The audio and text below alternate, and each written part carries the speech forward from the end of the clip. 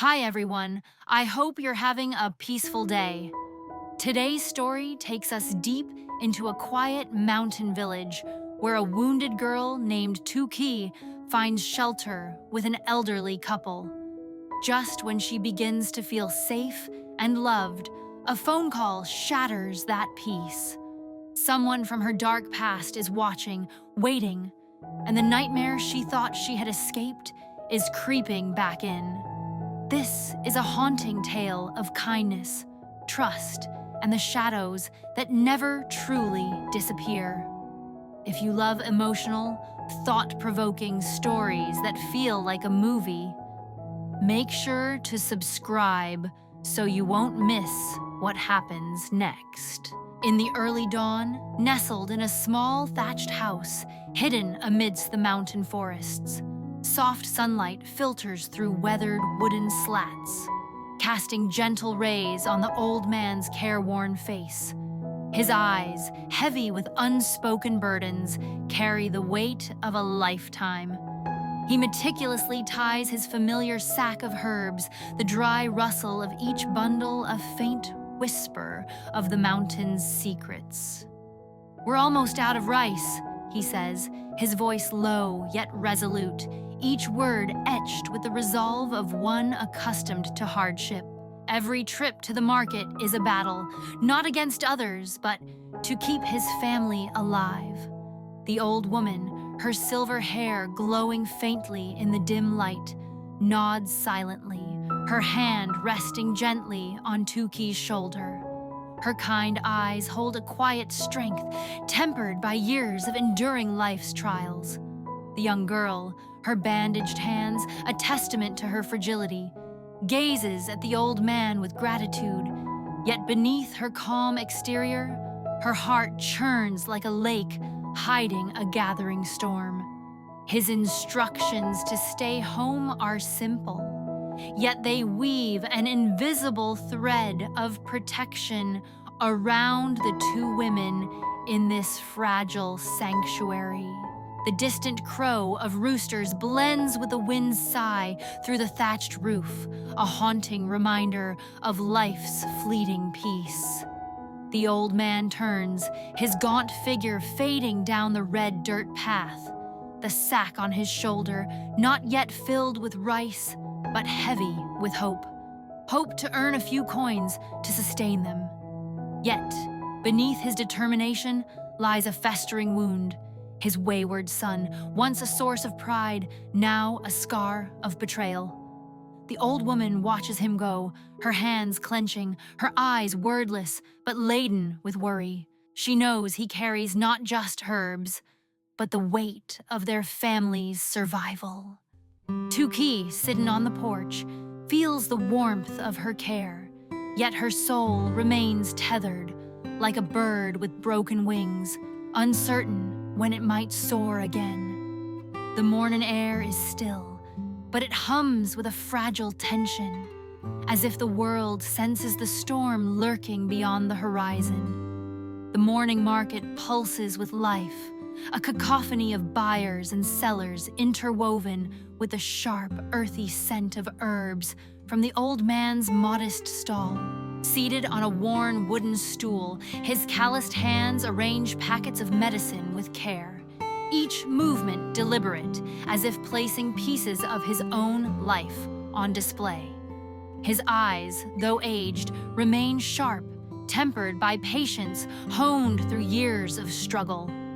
A customer approaches, inquiring about turmeric, their voice tinged with curiosity. He responds, not just explaining its healing properties for aching joints, but weaving a story, his warm, steady tone bridging the gap between seller and seeker. Each interaction is more than trade. It's a connection, a fleeting moment of trust in a world of uncertainty. Yet, his mind drifts to the nearly empty rice pot at home, a silent pressure gnawing at his heart. Another woman arrives, her anxious eyes seeking blood-tonic herbs for her daughter, newly a mother. Her worry mirrors his own, a reflection of the fears he carries for Tuki, frail and waiting. His hands tremble slightly as he wraps the packets, not from fatigue, but from the weight of her vulnerability in his thoughts. Coins clink into his cloth bag, their metallic chime a faint promise of stability. He watches the bustling crowd, his heart like a kite lifted briefly by the wind of a good sail, only to falter, cut loose by the uncertainty of tomorrow. 10 kilograms of rice, secured in a sack, mark a small triumph amid endless hardship. Sunlight bathes his face, etching the deep lines of a life mapped by toil. He rises, shoulders heavy, but steps firm, like an ancient tree standing resolute against the storm. The market's din fades behind him, but within, the echo of duty and love for his family resounds, a quiet strength carrying him forward. The red dirt path stretches homeward, the rice sack heavy on the old man's shoulder, a burden that feels like his entire life compressed into grain. His steps are steady but slow, each one a testament to endurance. Suddenly, raucous laughter from a roadside billiard den pierces his thoughts. He freezes, his heart constricting as he sees his son, face flushed with the fever of lost bets, goaded by a bad friend whose eyes gleam with malice. "Give me money," the son shouts, his voice a reckless blade, cutting through the old man's resolve. He shakes his head, eyes reddening with a pain deeper than anger. "All you know is gambling," he roars, his voice trembling, not from weakness, but from the agony of a father betrayed. The bad friend, seizing the moment, snatches the money pouch, coins spilling onto the dust like shattered fragments of hope. The old man cries out, "Prodigal wretch!" his voice breaking, swallowed by the wind's dusty howl. The indifferent crowd passes by, leaving him alone, frail as a withered branch in a storm, his heart torn asunder. His son lowers his head, offering no apology, only the cold selfishness etched on his face. The old man turns away, tears withheld but pooling in his soul, each step dragging the weight of failure. The coins, earned through sweat and sacrifice, are gone, stolen by the very blood he raised. The path home feels endless, the dust swirling like a cruel mirror of his broken dreams, as he carries not just rice, but the crushing sorrow of a father powerless to save his son. Twilight cloaks the quiet alley, where the son and his bad friend whisper like shadows conspiring in the fading light. The stolen coins, still dusted with earth, lie in their hands, gleaming faintly under the dying sun, yet their hearts are colder than stone. The bad friend's voice is slick, venomous. "Lead me to your house, and the money's yours." The son nods, his eyes empty of remorse, as if gambling has burned away all ties to his father. The waning sunlight slips through leaf gaps, casting dappled patterns on Tuki's hands as she carefully washes snails. Her hands, still faintly bruised, move with quiet determination, each motion a testament to her resilience. Gratitude flickers in her eyes, a fragile light amidst her lingering fragility. The old woman, her smile gentle as a breeze, stands beside her, guiding with a voice soft as a mountain stream, soothing both physical wounds and the silent cracks in Tuki's soul. Each cleaned snail is more than preparation for dinner. It's a bridge woven between two souls, one aged, one young, bound by unspoken care. The old woman speaks of banana soup, a humble dish steeped in the warmth of home, its simplicity stirring a strange familiarity in Tukai, as if it echoes a life she once knew. The sound of flowing water, the rustle of water spinach, and their soft laughter blend into a quiet symphony of everyday life, rich with meaning.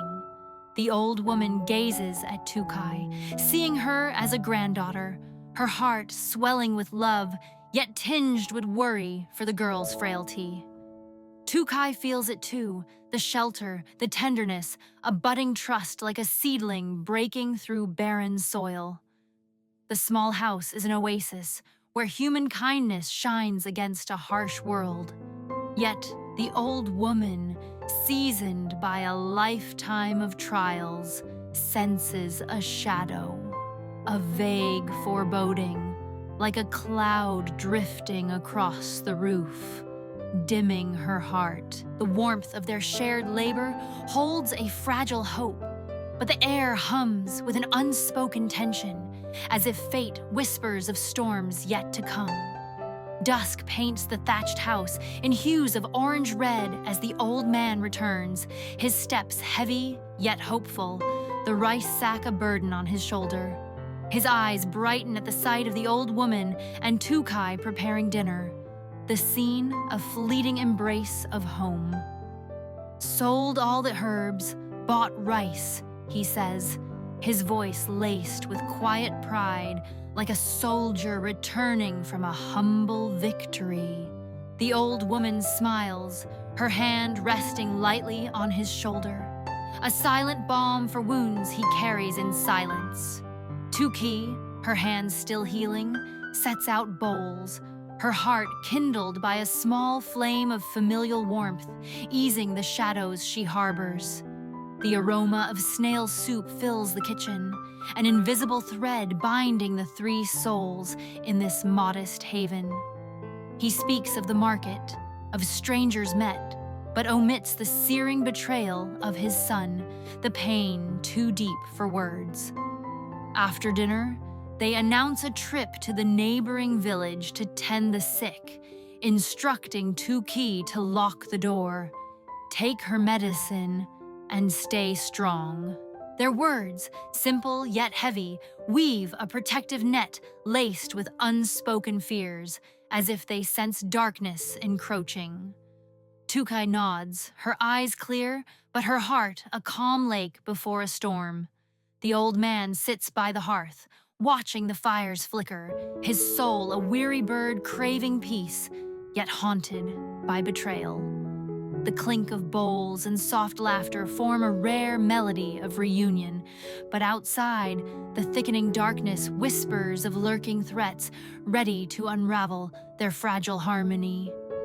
Night cloaks the house, its silence broken only by the cricket's mournful hum. Tukai sits alone, moonlight seeping through door cracks, casting a pale glow on her anxious face.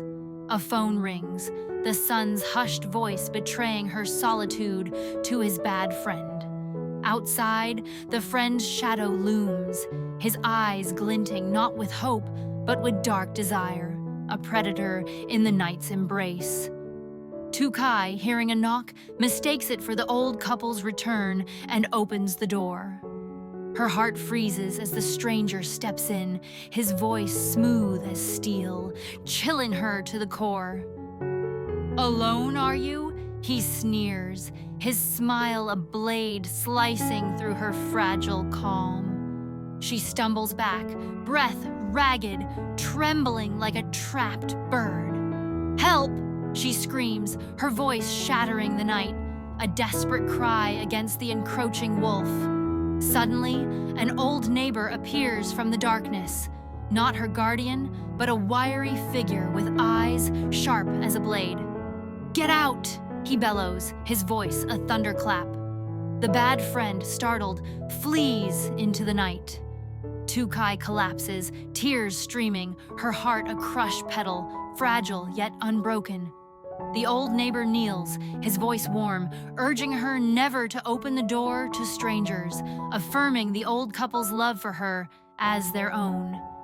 She recounts the ordeal, voice breaking, fear a dark cloud over her mending soul. The neighbor's gaze, like an oil lamp, burns to banish the shadows.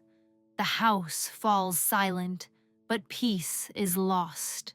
The wind howls, a whisper of fate, as Tukai's gratitude battles a lingering dread of dangers yet to fade. Tưởng kỳ một cô gái trẻ bị thương được một cặp vợ chồng già sống lâu trong rừng cưu mang. Dù không nói được, cô vẫn dần tìm thấy sự yên bình trong căn nhà mộc mạc lặng lẽ ấy. Nhưng sự yên ổn chẳng kéo dài bao lâu. Một đêm, họ tiếng chuông điện thoại vang lên phá vỡ bầu không khí tĩnh mịch, và cô nhận ra rằng ai đó từ quá khứ kinh hoàng của mình vẫn đang theo dõi cô, gần hơn cô từng nghĩ.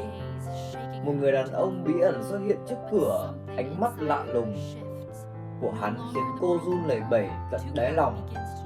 Nhưng bên trong cô, điều gì đó bắt đầu thay đổi. Cô không còn là cô gái yếu đuối. Tử kỳ bắt đầu lột xác. Cô cảm nhận từng cơn bão chưa hề tan, mà mới chỉ quay trở lại. Và lần này cô sẽ không gục ngã. Nơi từng là chốn chữa lành giờ hóa thành chiến trường ngầm. Bóng tối trở lại và ý